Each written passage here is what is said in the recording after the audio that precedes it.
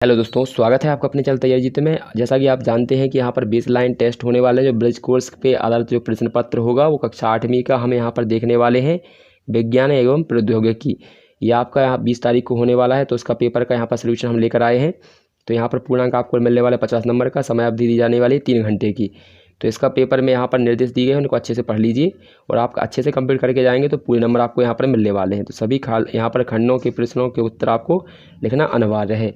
तो यहाँ पर अच्छे से देख लीजिए, इसका टाइम टेबल मैंने दिया हुआ है, तो आप जाकर उसे भी देख सकते हैं। तो आपको यहाँ पर देख लीजिए अच्छे से, ये रहा आपका एक एक नंबर के आपके यहाँ पर क्वेश्चन रहने वाले हैं। तो पहला क्वेश्चन आपका दिया गया है, खंड आ है ये। तो इसमें देखिए पहला क्वेश्चन क्या है, यहाँ पर धातु द्रवावस्था में पाई जाती है। तो इसका आंसर हो जाएगा आपकी कौन सी धातु है जो द्रवावस्था में पाई जाती है, तो इसका आंसर हो जाएगा पारा। दूसरा लिखा है ब्रोमीन की परमाणिकता होती है, परमाणविकता कितनी होती है, तो यहाँ पर हो जाएगी ब्रोमीन की परमाणविकता हो जाएगी। तो इसका आंसर आपको यहाँ पर स्क्रीन पर दिख रहा होगा, तो अच्छे से इसको नोट डाउन कर लीजिए। ये रहे आपके आंसर। इसके बाद अगला क्वेश्चन देख लेते हैं। अगला क्वेश्चन हमारा ये रहा 5वां। तो 5वें का स्क्रीन पर आपको यहाँ पर क्वेश्चन दिख रहा होगा, साथ ही साथ इसका आंसर भी आपको दिख रहा है। निम्नलिखित पदार्थों को तत्व यौगिक एवं मिश्रण में वर्गीकृत कीजिए। तो यहाँ पर तत्व में आपको क्या भर लेना है, लोहा, ऑक्सीजन। और यौगिक में क्या होता है, तत्व वे होते हैं जो अपने ही अणुओं से मिलकर बने होते हैं, एक ही प्रकार के अणुओं से मिलकर बने होते हैं।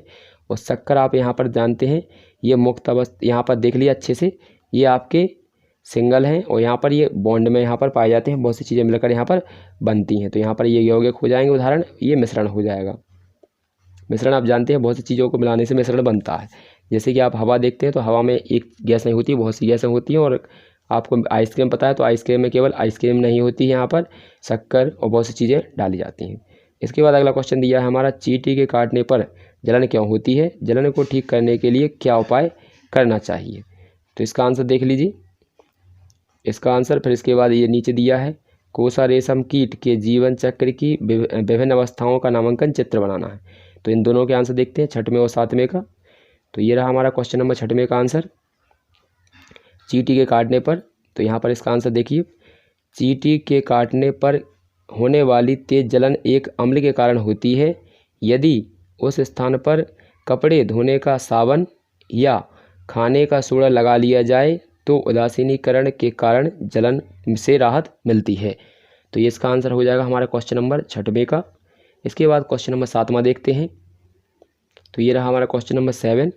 इसमें आपको इसका चित्र बनाना था, ये क्वेश्चन नंबर 7 का है, तो अच्छे से इसको नोट डाउन कर लीजिएगा। ये देखिए अच्छे से, इस प्रकार से आपको डायग्राम बना लेना है। इसके बाद अगला क्वेश्चन देखेंगे। अगला क्वेश्चन हमारा क्या दिया गया है, तो अगला क्वेश्चन ये रहा आपका क्वेश्चन नंबर 8 यहाँ पर। तो इसको पढ़ लीजिए, क्या लिखा है देखिए, चम्मच के दबे हुए एवं उभरे हुए भाग से अपना चेहरा देखने पर प्रतिबिंब का आकार कैसा दिखाई देगा। गोली दर्पण के कोई दो उपयोग यहाँ पर लिखना है। तो इसका आंसर देख लेते हैं पहले। ये रहा इसका आंसर, बड़े चम्मच के दबे हुए भाग से अपना चेहरा देखने पर प्रतिबिंब बड़ा, जबकि उभरे हुए भाग से देखने पर प्रतिबिंब छोटा दिखाई देता है, यानी छोटा प्रतिबिंब दिखाई देता है। गोली दर्पण के दो उपयोग आपको लिखना है यहाँ पर। तो यहाँ पर उत्तल दर्पण का उपयोग वाहनों में ड्राइवर के द्वारा अपने पीछे का, यहाँ पर जो वाहनों को देखने के लिए किया जाता है, ठीक है। यहाँ पर दर्पण का प्रयोग करना है, या फिर कौन से दर्पण यहाँ पर, तो यहाँ पर गोली दर्पण जानते हैं। यहाँ पर गोली दर्पण 2 प्रकार का होता है, उत्तल व अवतल। तो यहाँ पर पहला हो गया पॉइंट। इसके बाद दूसरा पॉइंट दिया गया है, ये पहला पॉइंट, ये दूसरा है। अवतल दर्पण का उपयोग दंत विशेषज्ञ दांतों का प्रतिबिंब प्राप्त करने के लिए और रोग की जानकारी प्राप्त करने के लिए यहाँ पर करते हैं। तो इसका आंसर हो जाएगा, ये अच्छे से नोट डाउन कर लिए होंगे, आशा है आपने। ये हमारा क्वेश्चन नंबर 8 का आंसर है। इसके बाद हम क्वेश्चन नंबर 9वां देखते हैं। तो 9वां हमारा क्या दिया गया है, यहाँ पर देखिए, यह दिया है आपका 9वां क्वेश्चन। तो ये रहा क्वेश्चन नंबर 9, दी गई सारणी को पूरा करना है। तो यहाँ पर अच्छे से देख लीजिए। तो यहाँ पर नींबू से कौन सा अम्ल मिलता है, तो साइट्रिक अम्ल होता है, सिट्रिक भी बोलते हैं। इसके बाद मैलिक अम्ल किसमें मिलता है, तो सेब हो जाएगा आंसर। चींटी से कौन सा मिलता है, फॉर्मिक अम्ल होता है। दही में लैक्टिक अम्ल होता है। इसके बाद टैनिक अम्ल कौन से में होता है, तो आपको हो जाएगा चाय। तो इसका आंसर आप अच्छे से नोट डाउन कर लीजिए। इसी प्रकार से आपको आपके पेपर में आपको कंप्लीट करके आना है। इसके बाद अगला क्वेश्चन देख लेते हैं। अगला क्वेश्चन हमारा रहा 10वां। तो ये रहा क्वेश्चन नंबर 10। तो 10 क्वेश्चन नंबर देख लीजिए अच्छे से, क्या लिखा है देखिए, इसको पढ़ लेते हैं। क्वेश्चन नंबर 10, लोहे की कील से विद्युत चुंबक कैसे बनाया जाता है यहाँ पर, और आलपीन के चिपकने का कारण बताना है। तो इसका आंसर देख लेते हैं, ये रहा आपका। तो यहाँ पर देखिए किस प्रकार से बनाएंगे हम। तो देखिए ये रहा, विद्युत तांबे के तार को कील, यहाँ पर लोहे की लंबी कील के ऊपर कई बार कुंडलित किया जाता है, यानी कई बार घुमा के उस पर कुंडलित करके आपको लपेट देना है।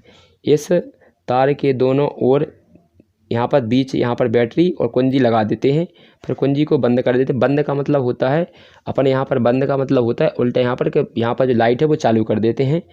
करके कील के सिरों के पास आलपीन लाते हैं, आलपीन चिपक जाती है, क्योंकि कुंजी बंद होने के कारण यानी चालू होने के कारण विद्युत धारा का प्रभाव होने लगता है, अतः चुंबकीय प्रभाव के कारण इसे जो आलपीन होती है वो चिपकने लगती है। तो यहाँ पर, और अगर अपन लाइट बंद कर देंगे तो वो चुंबक है वो मतलब ख़त्म हो जाएगी, यानी चुंबक तो ख़त्म हो जाएगा, यानी फिर नहीं चिपकेगा। तो जब तक लाइट प्रवाहित होगी उसमें, यानी लाइट जाएगी, तभी तक उसमें चुंबक तो होगा, यानी खींचने की क्षमता होगी लोहे को अपनी ओर। इसके बाद आपकी अगर लाइट चली जाती है तो वो ख़त्म हो जाता है। इसके बाद अगला क्वेश्चन दिया है हमारा, तो इसको देख लीजिए क्या लिखा है। 11वां क्वेश्चन, ये खंड हमारा बा है। तो इसमें देखिए प्रश्न 11(2), तो यहाँ पर एक कक्षा 6 लिखा है, इसका कोई मतलब नहीं है यहाँ पर फ्रेंड। इसका मतलब है आपका जो आंकलन होता है बेसलाइन टेस्ट, वो सभी कक्षाओं के लिए आपका मतलब यहाँ पर सभी कक्षाओं के प्रश्न पूछे जाते हैं, क्योंकि लॉकडाउन लगा हुआ तो उस टाइम पे आपने पढ़ा है या नहीं पढ़ा है उसका टेस्ट ये होता है। सभी को दिन अनिवार्य होता है। ये कक्षा 6वीं के प्रश्न है, लेकिन कक्षा 8 वालों के ये लिए हल करना है। तो देखिए क्या दिया है, 2 ठोस एवं 2 द्रवों की आपको नाम यहाँ पर लिखना है। ये बहुत ही ईजी क्वेश्चन आते हैं, आप बहुत ही अच्छे से इनको कर सकते हैं। ठोस चीज़ें आप जानते हैं, तो देखिए यहाँ पर ये आंसर है। तो 2 ठोस हैं आपके। ठोस कौन कौन से होते हैं, तो एक तो लोहा, दूसरा लकड़ी, लोहा और लकड़ी आपका यहाँ पर आंसर हो जाएगा। इसके बाद अगला है हमारा 2 द्रवों के नाम लिखना है। तो एक तो तेल, दूध और पानी, ये इसके आंसर हो जाएंगे। तो ये हमारे क्वेश्चन नंबर 11वें के आंसर हैं। इसके बाद अगला क्वेश्चन देखते हैं। नेक्स्ट क्वेश्चन दिया गया है 12, इसका क्या है, सजीव श्वसन क्रिया में कौन सी गैस ग्रहण करते हैं और कौन सी गैस छोड़ते हैं। तो यहाँ पर आपको पता है सभी जो जीव हैं वो श्वसन करते हैं, यानी सांस लेते हैं। तो देखिए कौन सी गैस लेते हैं और कौन सी छोड़ते हैं, तो यहाँ पर इसका आंसर आपको दिखने वाला है। सभी जीव सजीव जो होते हैं श्वसन क्रिया में ऑक्सीजन गैस ग्रहण करते हैं तथा कार्बन डाई गैस छोड़ते हैं।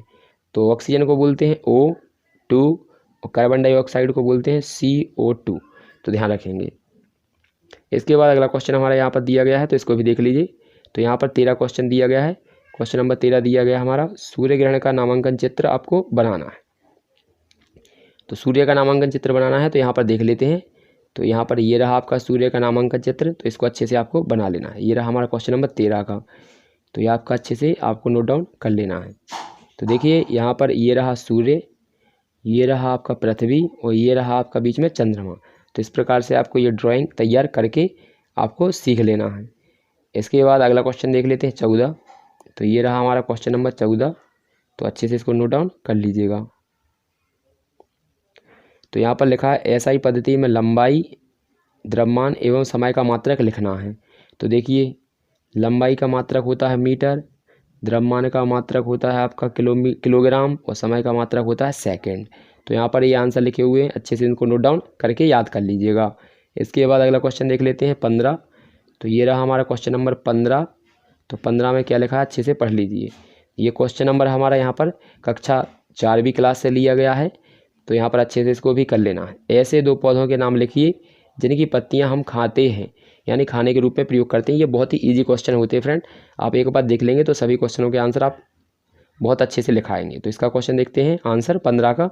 तो ये रहा, ऐसे यहाँ पर पौधों के नाम लिखना है जिनकी हम पत्तियाँ खाते हैं। तो देखिए पौधे जिनकी पत्तियों को हम खाते हैं कौन कौन से, एक पालक है, यहाँ पर लाल भाजी हो जाएगी, और यहाँ पर बहुत सी पालक हो जाती है और बहुत सी चीज़ें हो जाती हैं, जैसे चना की भाजी हो जाती है, तो मेथी की भाजी हो जाती है। तो जितनी भी यहाँ पर पत्ते खाते हैं वो सभी यहाँ पर आ जाएंगे। इसके बाद हमारा अगला क्वेश्चन दिया गया है। अगला क्वेश्चन हमारा क्या है, देखिए इसको, ये लिखा है यहाँ पर 16वां, गंदे पानी को शुद्ध करने हेतु आप क्या क्या उपाय करेंगे। यानी गंदा पानी उसको आप क्या क्या करेंगे, तो देखिए यहाँ पर गंदे पानी को साफ़ करने के लिए आप क्या कर सकते हैं, उबाल सकते हैं, छान सकते हैं और फिटकरी डालकर या फिल्टर द्वारा आप साफ़ करेंगे।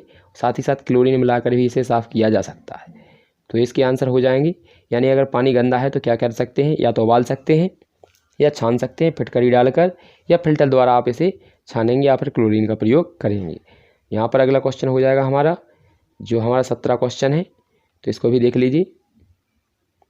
तो ये रहा, अपने आसपास पाए जाने वाले किन्हीं 3 पालतू जानवरों के से प्राप्त होने वाली चीज़ों को आपको लिखना है। तो देखिए क्या क्या प्राप्त होता है आपको पता ही है। तो यहाँ पर देखिए, गाय से दूध मिलता है, तो भैंस से दूध मिलता है, बकरी से दूध और मांस दोनों मिलता है। तो यहाँ पर 3 के नाम लिखने थे, तो 3 लिख लिए, आप और भी लिख सकते हैं। तो यहाँ पर इसके बाद आप भेड़ से आपको पता है, भेड़ भी लिख सकते हैं। यहाँ पर भेड़ से आपको क्या क्या मिलता है, ऊन मिलता है और दूध भी मिलता है। तो आपको यहाँ पर अच्छे से पूरे क्वेश्चन और आंसरों को आपको अच्छे से याद कर लेना है। और इसी वीडियो के अंत में यहाँ पर आपको दिख रहा होगा, इसके लास्ट में आपको यहाँ पर कक्षा 8वीं के अंग्रेजी का यहाँ पर बेसलाइन टेस्ट पेपर मिल जाएगा, तो आप उसको भी अच्छे से याद कर लीजिएगा। तो यहाँ पर दिख रहा होगा स्क्रीन पर। तो मिलते हैं अगले वीडियो में, तब तक के लिए जय हिंद जय भारत।